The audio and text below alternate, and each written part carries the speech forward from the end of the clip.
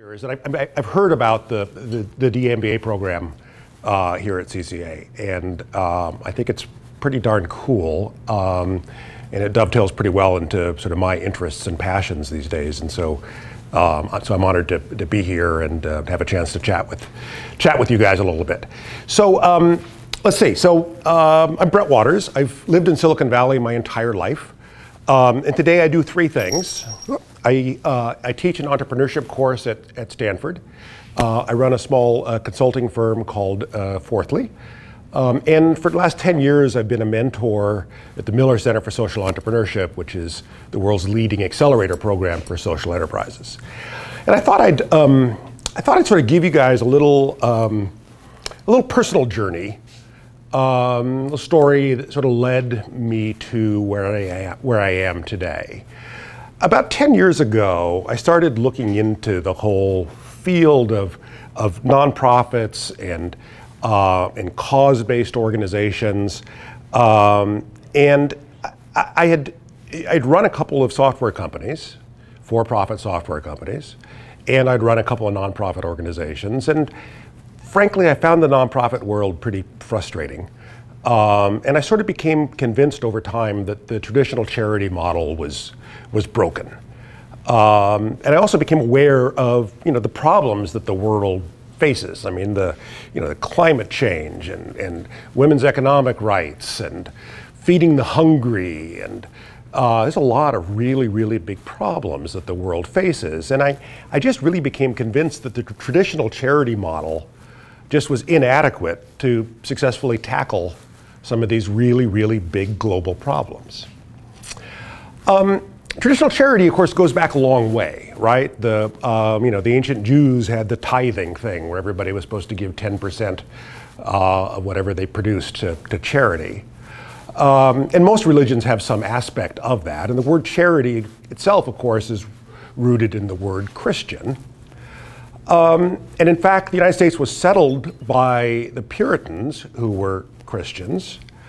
And much of the sort of ethic of the in moral ethos of what became the United States was rooted in these early Puritan settlers, who were very much capitalists, and they also were Calvinists, which meant that they were aggressive capitalists who were told by the church that acting in your own self-interest would send you directly to hell. So how do you reconcile capitalism with the notion that acting in your self-interest will send you to hell? Well, the answer is that you simply give 10% to charity every week, right? And that way you can aggressively exploit people all week long as you give 10% to charity at the end of the week, right? And the more I thought about it, I felt like that sort of original notion had almost gotten worse as the United States had entered the 21st century, in the sense that, we're a country today that's all about money and consumerism, right? And yet we sort of assuage our guilt by making sure that we give a little to charity once in a while, that we can make money all year long as we toss $100 to help feed poor kids in Africa. We can buy plastic and all kinds of crap, be rampant consumers, as long as every week we roll our recycling bin out to the curb, so that we can feel virtuous and feel like we care about the planet. And I also sort of became aware that one of the other things that was broken about the traditional charity model is that it was really sort of focused around parachuting in aid to treat symptoms. So when there's a famine somewhere, we send in truckloads of rice, right, to relieve the famine. But what the planet really needs is the fact that 3/4 of the world's food is produced by smallholder farmers. And so wouldn't we be better off helping them to increase their yields and increase their production methods and such? And so traditional charity, for the most part, if you look at it historically, it's been based upon temporary aid of symptoms as opposed to systemically addressing the underlying causes.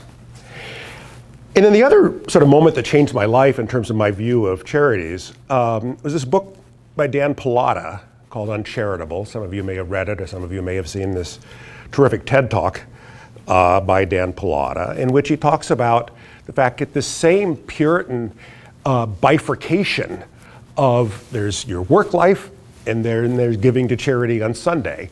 This bifurcation of the nonprofit world and the for-profit world, and the fact that never the two shall meet, it led to this notion that it was morally wrong to make money running a charity. It was morally wrong to make money helping people. And as Dan Pallotta says in the book, we allow people to make a fortune exploiting people. We can, run a video game company making addictive, violent video games and make millions of dollars doing that, and that's okay. But if you're running a hunger charity and you're getting paid $500,000 a year to run a hunger charity, we believe that somehow or another that's immoral.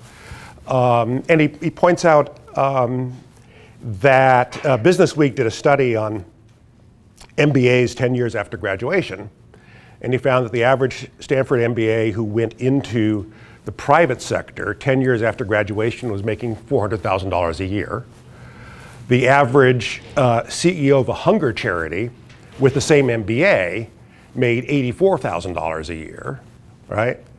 And so why is that? Why do we place such a lower value on running a charity? And in fact, the way the system is set up, you're better off, if you care about hunger, you're better off, instead of running the hunger charity for $84,000 a year, you're better off taking the exploitive job, making the $400,000 a year, donate $100,000 to the charity, right? In which case now the community views you as a philanthropist, and you're way ahead of the game.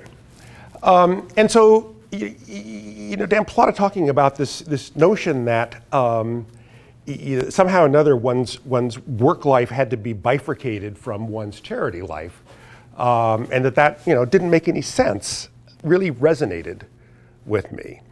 The other thing that resonated with me as I thought about this whole topic further was as a business guy who then ran a couple nonprofits, I became aware of the fact that nonprofits are very risk constrained. Because if you're a movie studio, you can lose $100 million producing a movie that flops, right? It's a tax write-off. So what? You're going to take a risk. The movie didn't succeed. You lost $100 million. Write it off. Move on to the next movie, right? Whereas if a nonprofit tries something experimental and innovative and loses $100,000 in the process, there's going to be an attorney general investigation, right? And so the fact that nonprofits are risk adverse basically means that the nonprofit landscape was completely devoid of innovation. Because without risk, you can't have innovation. So if nonprofits are not allowed to innovate, then how in the hell are we going to solve these big problems that the world has? About that time, I became aware of some hybrid organizations that we now would call social enterprises, organizations that were structured as a traditional for-profit and had all of the advantages of operating as a for-profit, but operated with a social mission. And of course, one of the first examples of that, long before most of us had ever heard of social ventures, social enterprises, was Muhammad Yunus, who founded the Grameen Bank in Bangladesh. And what he did was he realized that the rural poor in Bangladesh were actually a ready market that he could loan money to, small amounts of money, and that rather than it being aid, rather than it being a traditional charity aid, it was loan. Here's some money to get a business going. Here's some money to buy the materials to sew your own crafts and sell them. And we expect that it be paid back. And Muhammad Yunus sort of invented the field that we now call microfinance, and also sort of invented the whole notion, to me anyway, the first I'd ever heard of a social venture, a venture that had dramatic social impact. He lifted hundreds of thousands of people in Bangladesh out of poverty and turn a profit while doing it. And those of you who have sort of studied a little bit about Muhammad Yunus, you know that one of the things that he discovered was that traditionally banks lent money to men, and Muhammad Yunus realized that women are actually a much better credit risk. And that if you loan money to a man, he's likely to just go out drinking with it, whereas you loan money to a woman, you know, she's going to spend it on improving the house and improving the livelihoods and creating a business for herself. And so Grameen Bank started out lending exclusively to women and found the repayment rates were dramatically better than traditional banks who loaned to men. And lastly, I read this seminal book that not many people even know of, called The Fortune at the Bottom of the Pyramid. This business school professor, he basically posits, you know, what if rather than treating the bottom billion people on the planet, rather than treating them as a burden for charity to deal with, let's treat them as a ready market, right? It's a huge market. And so those things together led me to a meeting with the Dean Emeritus at Santa Clara University Business School.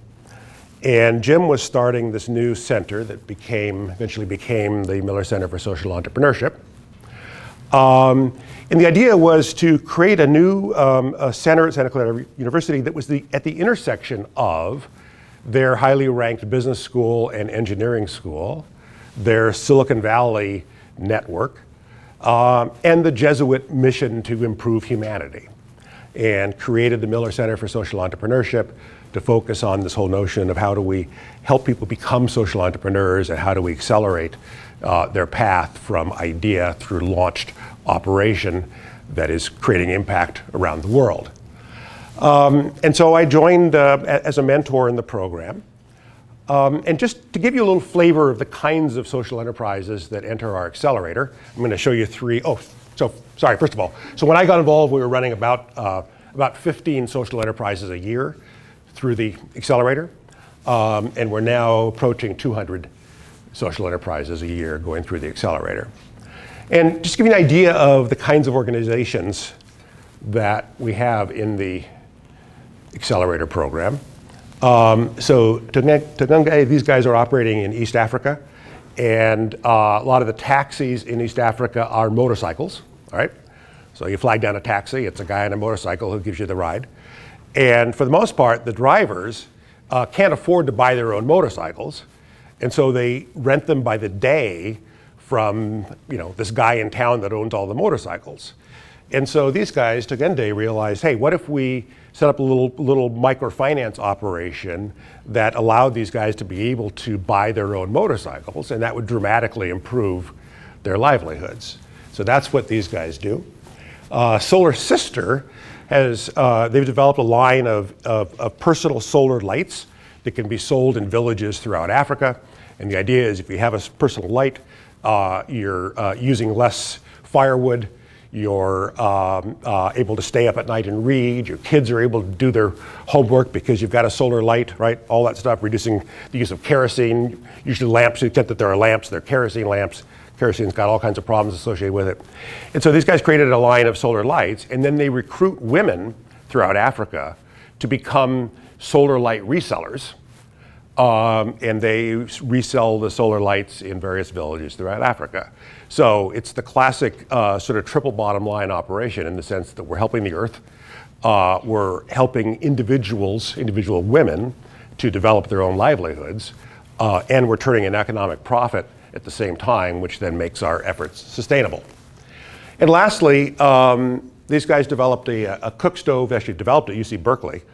So UC Berkeley developed a cook stove. These guys commercialize it and sell it in the Sudan. And same thing, getting people off of kerosene, getting them off of coal and these other fuels has tremendous environmental impact. And on top of that, there's an economic development component because the stoves are made in, the parts are made in India and then they're assembled by local craftsmen in the Sudan. So those are sort of three examples of the kinds of organizations that go through our accelerator. And over the years, we've had over 900 social ventures go through the program. They're currently operating all over the world. And they've raised a total of over $1 billion now in capital after graduating from the program. So that's all well and good, and sort of brings us to today. So in my day job, I'm interested in innovation trends moving forward. Clients hire my consulting firm to help them understand current innovation trends. And so I recently completed a little study for my day job. And what I did was I reached out to people who run innovation. So I used LinkedIn to look for anybody with a title like head of innovation, VP innovation, director of innovation at companies with 5,000 employees or more. That was the filter that I applied. And I had a really interesting opportunity to interview 100 people who run innovation for some of the largest organizations in the world today. So I interviewed the head of innovation at Coca-Cola, the head of innovation at Pepsi, the head of innovation at Barclays Bank. It was really pretty fascinating set of interviews. And I wrote a paper on it, just published it last month. And I won't go into the whole thing here. It's about 50 pages. So I would bore you all if I went into it here. But if you send me an email, I'd be happy to send a PDF of the paper to you. And I'll just sort of quickly give you a few highlights of what I found. So you guys are in, sorry, we'll get to that in a second. So one of the things I asked these directors of innovation is, of these current technology trends, buzzwords, which ones are you paying attention to and which ones do you think are likely to have impact? And so, not too surprisingly, AI, machine learning, that was sort of the big one. Big data, predictive analytics, those are all sort of similar actually. Blockchain, as many of you know, is a big buzzword. So there's an interesting finding. Now you guys are in a DMBA program, and so you'll be interested that about half of them said that design thinking was something that they practiced and preached within their organizations, which to me was a very large number. I mean, to me, it's not that long ago, the only place you'd ever hear design thinking, the term design thinking, was at IDEO or Frog or one of those places. And the fact that now, I'm talking to the director of innovation at Coca-Cola, and she's telling me, we use design thinking to develop all of our products at Coca-Cola. That's pretty interesting, I thought. And these are the other, you guys are probably familiar with most of these other sort of frameworks and such that are used. Lastly, I asked them, of the big macro trends going on in the marketplace today, which ones do you think are impactful? And consumers' expectations of now was the big one, right? That even on the enterprise side, the consumer expectations of everything happening instantly on demand is a big factor. Products becoming services, et cetera, et cetera. Okay, look over here so I can remember what it is we're going to talk about next. So, as I said, that study and that paper is primarily about commercial innovation. And you guys are here today to hear about social innovation. And so I'll give you sort of what I think are the 4 big trends that I am seeing with regard to social innovation. The first is open innovation. So I talked with, in part of my research project, I talked to the director of innovation at the US State Department, which you might think government bureaucracy would be like the least innovative place in the world. But Jim Thompson, the director of innovation at the US State Department, told me about this project that they have been working on, where they brought together coders from around the world to work on creating solutions that will improve sustainability of fishing and protecting the oceans and such. So check out fishhackathon.com. I think it's pretty cool and pretty interesting. The State Department also recently launched the BOLD line, which is their own accelerator program for private-public partnerships. Their sort of belief that one of the ways to improve the reach of the US State Department around the world is through private-public partnerships, and they've created an accelerator program just for that. Another big trend, in addition to open innovation, and let me say this one last thing about open innovation, which is that I think it's a big trend on the commercial side too, that it used to be that innovation was thought of as being as a secretive process, right? That we're going to create innovative products within our company and make sure that it's secret, because that's our competitive edge, is the innovative products that we're creating. And there's a real trend, even in the commercial world, toward open innovation. And those of you who are coders or close to the coding world know that the whole open source software movement has just completely taken over, that almost all software today is written using open source libraries and open source code, which is interesting because, for me, it wasn't that long ago that all the technology used for developing software was all proprietary languages. You had to pay a license even just to use the programming license language, buy a license from Microsoft or from Oracle or one of them. And so the fact that the software world has completely gone open source, I think, is an example of open innovation. That some of the most innovative frameworks, or the most innovative frameworks being used in the software world today, have all been developed collaboratively and are posted on GitHub. The second big trend that I think is having an impact in the social sector is this notion of entrepreneurship as an engine for social good. Stanford, 2 years ago, started a new center called the Stanford Seed Center, and their basic premise is that when you look at the things that we care about in the developing world, so we care about education, we care about health, we care about women's rights, we care about carbon footprint and environmental stuff. And there are various charities and various NGOs working on aspects of helping those issues in the developing world. But if we were to pick sort of one meta thing that we could do, it's just simply helping people in the developing world to start businesses and grow businesses, right? Because if we do that, then that creates jobs, that creates economic development.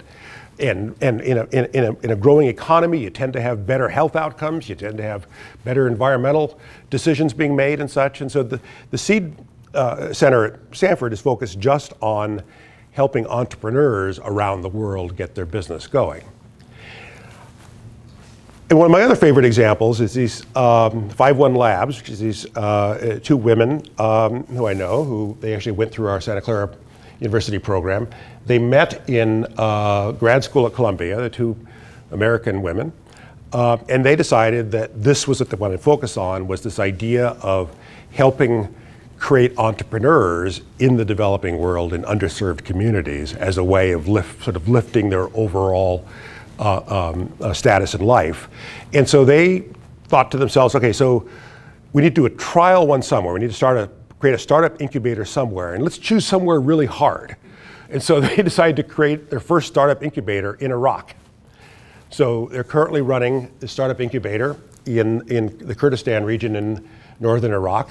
They're on their second cohort now, and they've created over 50 new entrepreneurs within the refugee populations in Iraq.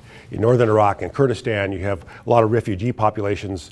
Refugees either fled southern Iraq, the Baghdad area, or they fled from Syria next door. And a lot of them were professionals at home, and now they're suddenly living in a refugee camp. And so them entering this startup incubator helps them to sort of get back on their feet, create jobs, create livelihoods, et cetera. The third big trend is just simply using innovation frameworks for impact. Now you guys I assume you've been studying design thinking and lean startup and business model canvas and all that kind of stuff, right? And it's fascinating to me the way that's now being used at most nonprofits and charities and NGOs and social ventures, using those frameworks to create innovative ways of producing sustainable impact. And an example of that would be USAID, the very large aid organization run by the United States government. I talked to Dave Milestone there, who's the director of innovation for them, and he told me about this program, designforhealth.org, where it's a complete design thinking toolkit that physicians and researchers can use in developing new healthcare solutions. I think it's very, very interesting to me that these innovation frameworks that were originally developed for commercial ventures are now being used for things like how do we revolutionize healthcare? How do we change the way in which healthcare is centered? How do we use design thinking and human-centered design to create better models of care? And the fourth thing that I think is a pretty big deal in the social sector is capital innovation. So here's the thing. Charitable giving in this country has been stuck at about 2% of GDP for like a half a century. So that's basically been the total amount of capital available to charities is 2% of GDP. And so all the charities are basically fighting over who can get a bigger piece of that pie, but that's the total capital pool, 2% of GDP. And nonprofits and social ventures, things like that, they just haven't had access to traditional capital markets. You can't take your idea for an innovative social venture to a venture capital firm and pitch it. It just doesn't fit the venture capital model. And it's difficult even just to get a bank loan for something like that. But there's a whole bunch of things going on right now that are changing the way in which capital can be deployed for these kinds of ventures. There's things like impact funds. This New Schools Venture Fund set up by John Doerr, one of the partners at Kleiner Perkins. So this is a traditional venture guy, and he's got a lot of passion around K-12 education. Funding social ventures working to improve K-12 education is not something Kleiner Perkins does. So he created a separate fund called New Schools Venture Fund just to focus on those kinds of investments. And there's a bunch of those out there now. There's a bunch of impact funds looking for social ventures aligned with certain things. Demand dividend is really catching on as an alternative. The idea is, how do you take a social venture? So, as you all know, traditional venture capital is really based around this idea that we're going to invest in a company and we're going to get equity in return for that investment. And then at some point, the company will either have an IPO or it'll get acquired by Google for $100 million, right? That's sort of how the venture capital model works. Well, if you're starting a social venture that's going to be selling cook stoves in the Sudan, there's no way you're going to have an IPO or get acquired for $100 million, right?